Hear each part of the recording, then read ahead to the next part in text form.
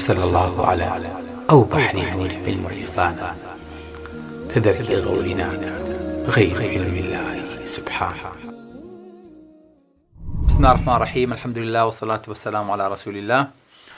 ڕۆژوانانی خۆشەویست، خی گەورە ڕۆژ و تاعاتی هەمولایەکمان قوبڵکە، خی گەورە بمان گێڕێن لەوانەی کە لە مانگی ڕەمەزانە لە هەموو تاوانەکانیان خۆشە بێ و پاکیان نەکاتەوە و ڕۆژی مانگی ڕەمەزانمان لێ قوبڵکە و لێمان خۆش بێ، لە مردوەکانمان خۆش بێ کە بەجیان هێشتوین و لە ڕەمەزان بێبەش بوون. ئایزەکانم لە خزمەتی خوانی پێغەمبەری خوایان صلی الله علیه وسلم و لە خزمەتی هەنگوینە بەتام و بە چێژ و شیرین و بە سوودەکی پێغەمبەری خوایان صلی الله علیه وسلم. دیارە هەنگوین باسی تاو نابێ و ئیسفادەکانیشی تاو نابێ. هەنگوین بۆ خۆی عالمێکە لە خواردن، هەنگوین بۆ خۆی خواردنێکە کە نەک بە تەنیا خواردنە، خۆپاراستنە و چارەسەرە. هەنگوین مانگانە و هەفتانە بەحسی لەسەرەکرێ و نەشرەکرێ و بڵاوکرێتەوە. هەنگوین پێویستی بە موئەسسەسەیەکی خاصە، لەوانەیە بەیانی پێتان سیر نەبێ ئەگەر یەک مەعمەل ببینن ناوی مەعمەلی چارەسەر بە هەنگوین بێ، بەس هەنگوین بەکاربێنێ بۆ چارەسەر. لەبەرەوە زۆر دڵنیاتانەکەمەوە هەنگوین زۆر لەوە گەورەترە، زۆر لەوە سوود بەخشترە کە ئێمەلی تێگەیشتوین. بۆیە باسەکە ئەهێنێ کە لە خزمەتی یابین و قسەی لەسەرکەین. هەنگوین دەوڵەمەنە بە ئەنتیۆکسیدانت. یعنی چی؟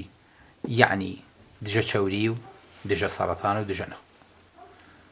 ماوەسا هەستەکەی نەم قسانە زۆر دووبارەکەی تۆ نییە؟ لە خەلا هەروە فەرموو، لە شیرە هەروە فەرموو، لە خولمایە هەروە فەرموو. بزانی بۆ خۆشەویستەکەم چکە پێغەمبەری خوا سەڵ سەلەم بۆ ڕۆژی خۆی قسەی نەکردەوە. پێغەمبەری خوا بۆ ئەم ڕەقساکە کە ئێمە تووشی ئەو هەموو دەرد و بەڵاو نەخۆشی و ئەمەلیاتە ئەبین بە بۆنەی ناتێگەیشتن لە خواردنمان یاخود دەرکەوتنەوەمان لە خوانی پێغەمبەری خوا سەڵ سەلەم. پێغەمبەری خوا سەڵ سەلەم ئەیوێ لە هەموو مەرحەلەیەکە ڕاستمان کاتەوە بمان خاتە سەر ڕاستە شەقامەکە. بەرەو دنیا هەر دنیای ئەمڕۆ نییە، بەیانیش هەر دنیایەک ئەبێ، وەکو دوێنێ چۆن دنیایەک هەبوو. هەموو ئەم کاتانش ئەم خواردنانە بۆ هەموو زەمەن و کاتێک گونجاون.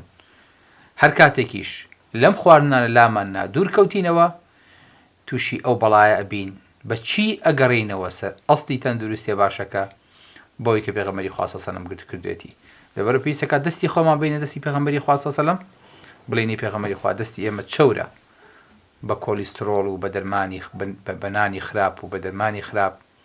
دەستمان بگرە بدەستە وشکە جوانەکەی خۆت، بمان خەرەوە سەر ئەسڵی خواردنی تەندروست بۆ ئەوەی کە جارێکی تر وەکو مناڵ خواردن کەیتەوە بە دەممانەوە فێرمان کەیتەوە چی بخۆین. ئێمە منداڵێکی نەزان، تۆش باوکێکی بە سۆز و بەڕەحم.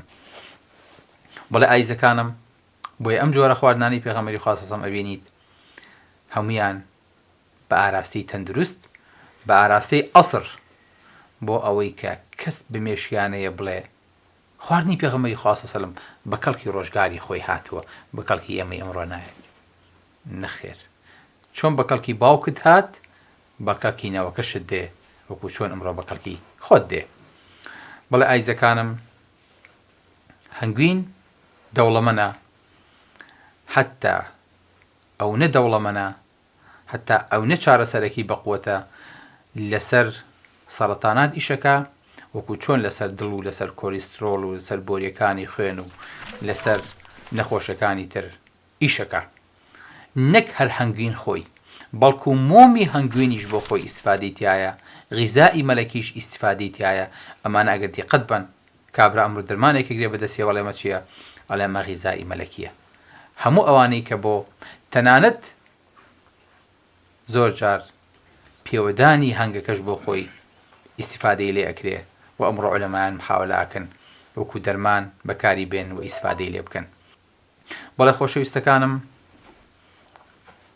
هەنگوینیان بەکارهێنا بۆ ڕاوەستانی گەشەکردنی سەرەتان لە مشکە، سەرکەوتنێکی گەوری بەدەستێنە.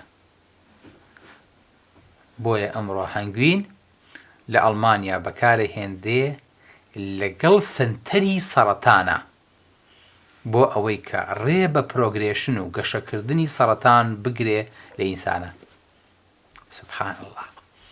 یعنی پێت سیر نەبێ بەیانی ئەگەر لە بەردەم خەستەخانەکانی نانەکەلی و هیوایە هەنگوینیان دایتێ یاخود هەنگوین فرۆشرا، بۆ چونکە ئەوەی کە ئەم ڕێبەوە ئەگرێ لەوانەیە عیلاجی کیمیاویەکەش یاخود ڕێیدۆتێراپیەکە و عیلاجی عەشیعەکەش هەر ئەوەنگە ڕێبگرێ.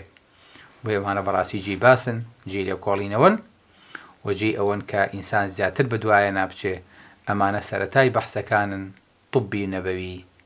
ئەمڕۆ طب خەریکە ئاوڕی لێ ئەداتەوە کە ئەوەش ئەلحەمدولله لە سەردەمی خۆمانە جێی دڵخۆشیە. بۆیە ئەوەی کە لە هەنگوینە هەیە ئایزەکانم مادەی تایە هەموو ئەو مادانە سوود بەخشن بۆ لاشە. ئینسان بۆچی تووشی سەرەتانە بێ؟ لەبەری کە مەناعەی لەشیدا ئەبەزێت دەرەقەتی خانە سەرەتانەکان نایە. یەکێ لە ئیشەکانی تری هەنگوین مەناعەی ئینسان بەقوەتەکا بۆی کە دژی خانە سەرەتانەکە بجەنگێ. بەس مەناعەی لەش دەرەقەتی خانە سەرەتاییە بیداییەکە هات بەسەری ئازاڵە بێ و لە ناو مەهدی خۆیان لە ناو بێشکەی خۆیان خانە سەرەتانەکە کۆتایی پێێنێ. ئەژنا هەموو ڕۆژیان هەموو هەفتەیە خانی ئێمە لاشی ئێمە تووشی خانەی سەرەتانی بێ. چی لە ناوێ بە؟ مەناعەی لەش. ئەگە مەناعەی لەش زەعیف بوو خانە سەرەتانەکە زاڵە بێ، کە زاڵ بوو هیچ دەرەقەتی نایە. هەنگوین واکە مقاومەی لاشەمان زۆر بێ، هەم بۆ بەکتریا و بۆ هەم خانە سەرەتانەکان کە دروستە بن. سبحان الله. بۆیە هەنگوین نەک هەر ڕێ بە گەشەکردنی سەرەتانەگرێ، ڕێ لە دروستبوونی سەرەتانی شەکرێ بە بەقوەتکردنی مەناعی لاشە. بۆیە ئینسان زۆر پێویستی پێیەتی و مەفروزە ئینسان زۆر بیخوا، چونکە لەسەر هەموو ئاستەکان ئیشەکە بەڕاستی. بەڵێ ئایزەکانم، بەڵام هەنگوینەکاتان لێ بۆ ئینسانێک کە شەکرەی هەبێ، هەنگوینێکی شیرین باش نییە، ئەبێ بەپێی ڕێنمایی دکتۆر یاخود بەپێی ڕێژەی شەکرەی خۆی ئیستفادەی لێ بکە و بیخوا. بەڵێ ئایزەکانم، هەنگوین ئەمڕۆ نەک بۆ ئەمە حتا بۆ چارەسەری قورحەی ناودەم و ئیلتیهاباتی ناودەم و بۆ دژە بەکتریا بەکارەهێنرێ. هەتا ئەمڕۆ ناو دکتۆرەکانە باوە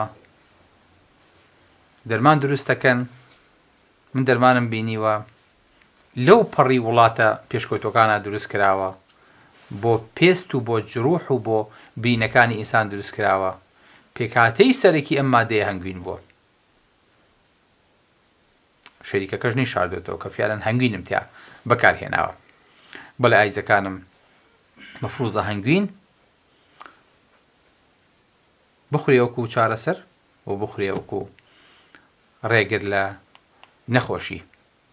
بۆیە ئەبینی پێغەمبەری خوا صلی الله علیه و سلم لە حەدیثێکی زۆر خۆشە سەرنجمان بەرەو هەنگوین ڕاکێشێ، کابرایە دێتە لای پێغەمبەری خوا صلی الله علیه و سلم فەرمێ: ئین ئەخی ئیستەطلق بەطنه، براکەم سکی دێشێ یاخود سکی دەرەچێ، سکچوونی هەیە، یاخود لە حەدیثەکەیە ئیشتەکا بەطنه، براکەم سکی دێشێ. پێغەمبەری خوا صلی الله علیه و سلم فەرمێ: ئەسقیهی چی؟ عەسەلە. فەرمێ هەنگوینی بەرێ. براکەم نەخۆشە ئێستا سکیەشێ یاخود سکێچێ. سکیەشێ یعنی احتیمالە قورحەیەکی مەعیدە یان دۆنزەگری هەبێ، سکێچێ احتیمالە تووشی سکچوون و ئیلتیهاباتی ناوڕۆی خۆڵەکانی بوو بێ. پێغەمبەری خوا صلی الله علیه و سلم فەرمێ هەنگوینی بەرێ. بۆ چونکە هەنگوین لەسەر هەردوو ئاستەکە ئیشەکە. یەکەم دژی بەکتریاکە و میکرۆبەکە یەکە ناوڕێی خۆڵەیە هەیە، دووەمیش هەنگوین یەکێکە لە مادە کان کە قورحە و ناوپۆشی ڕێخۆڵە و مەعیدە چاکاتەوە جارێکی تر. بۆیە زۆر ئیسفادێ بۆ ئینسانەکەی. بۆیە پێغەمبەری خوا صلی الله علیه و سلم بەبێ دڵدێ فەرمێ ئەسقی عەسەلە. کابرا گاتەوە بەلای پێغەمبەری خوا صلی الله علیه و سلم فەرمێ هەنگوینم دایە، هیچی زیاد نەکرد ئیلا نەخۆشی نەبێ. سکی زیاتر چوو و ئازارەکەی زیاتر بوو. پێغەمبەری خوا صلی الله علیه و سلم ئەسقی عەسەلە، هەنگوینی بەرێ. تا جاری سێم پێغەمبەری خوا صلی الله علیه و سلم فەرمێ صدق الله وكذب بطن أخيك، خوای گەورە ڕاستی کرد بەڵام سکی براکەی تۆ درۆی کرد. بڕۆ هەنگوینی بەرێ دیسانەوە. هەنگوینە یاتێ فەستەبرەق یان فەبەری چاپ. باشە بۆ یەکەم جار چانە بوو چونکە دۆزەکەی نەگەیشتبووە ئەو ڕێژەی پێغەمبەری خوا ئەوێ پێغەمبەری خوایە فێرمانکە مەرجنیە نەخۆش بە یەکەم کەپسول و بە یەکەم دەرمان و بە یەکەم عیلاج یەکەم ڕۆژا بێتەوە بە نەخۆشەکە بڵێ با کۆرسی دەرمانەکە بە تەواوەتی وەرگرێ بۆی کە چابێتەوە چەند بە ئەدەبە پێغەمبەری خوا سەسەن چەند بە جوانی فێرمانەکە ئێمە زۆر جار نەخۆشمان هەیە کە هیلیکۆبەکتەر پایلۆری هەیە میکرۆبێ لە مەعیدەیەتی یە بۆ لامانەڵێ کاکتۆر عیلاجم بۆ بنووسە سێ دەرمانی پێکەوە ئەینێ یەتەوە لە کاکتۆر مەعیدەم خراپتر بوو وێرانتر بوو ئەڵێن دادەجیان زەحمە نەبێ کاکە گیان زەحمە نەبێ ئێمە پێمانوتی مانگونی و عیلاجەکە بەکاربێنە بەکارت هێنا ئەڵێ نەوەڵا بەس کاکتۆر دوو ڕۆژە بەکارهێنا خراپتر بوو دە کۆرسەکە تاواوکە و ئەنجاوەرە بەلامەن بە فاسێکی ترەوە بکە پێغەمبەری خوا سەڵام فێری ئەومان کە فعلەن هەنگوین چارەسەرە بەڵام ئەبێ وەکو هەموو دەرمانێکی تر لەسەر ڕەشەتی دکتۆرەکە کۆرسەکەی خۆی تەواوکە ئینجا بۆیە خوای گەورە فەرمێ فيه شفاء للناس کاتە پێغەمبەری خوا سەڵام ئاماژە بە ئاەتەکە صدق الله خوای گەورە ڕاستی کرد بەڵام وەکەذەب بەطن ئەخیک سکی براکەت درۆکە سکی براکەت ئەوەی کە تواستی پێیەکی ئازار و بێتاقەتێنە جوابی هەنگوینەکەی داوەتەوە بەس کۆرسەکەی خۆی تەواو نەکردو بیدەرێ هەر بیدەرێ هەر بیدەرێ هەتاوەکو چاکە بێ فعلەن فێری ئەوە بین کە هەنگوین ئەکرێ بێ بە بەدیلی زۆر لە نەخۆشیەکانی سکچوون و ئازاری سک بە تایبەتی خوشکە بەڕێزەکانمان باوکە بە سۆزەکانمان کە زۆر جار مناڵەکانیان بەدەست ئازاری سکەوە ئەناڵێنن یاخود بەدەست چوون ڕۆژانەوە ئەکرێ هەنگوین باشترین چارەسەر بێ بۆ ئەم جارە نەخۆشیانە ئەو بەحسی تازەیە لە بەردەسما ئەڵێ هەنگوین چارەسەرەکانی نەخۆشیەکانی جۆگەی هەزم لە قورحە و لە ئیلتیابات و لە ڕوشانەکە ئەگەڕینەوە سەر قسەی پێغەمبەری خوا صلی الله علیه وسلم ئەڵێن وصلى الله على أو بحر نور علم عرفانه كدرك غورناك غير علم الله سبحانه والسلام عليكم ورحمة الله وبركاته